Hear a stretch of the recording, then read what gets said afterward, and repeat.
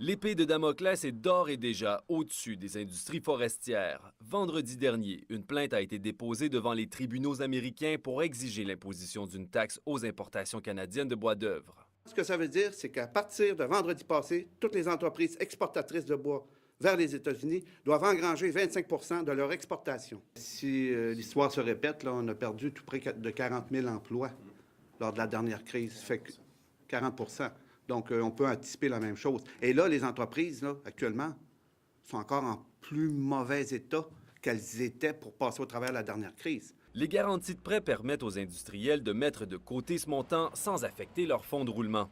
L'argent est prêté par le gouvernement et placé dans un compte en fidéocommis.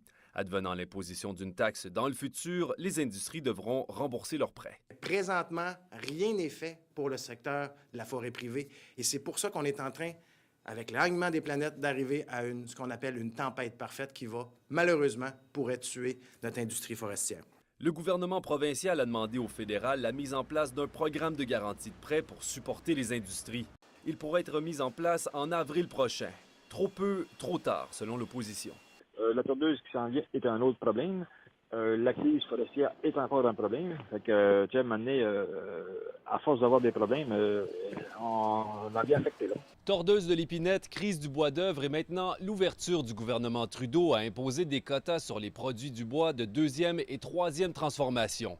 La tempête parfaite est bel et bien sur l'industrie, qui est toujours l'un des secteurs économiques les plus importants en Gaspésie. Alexandre Courtemanche, Carleton-sur-Mer.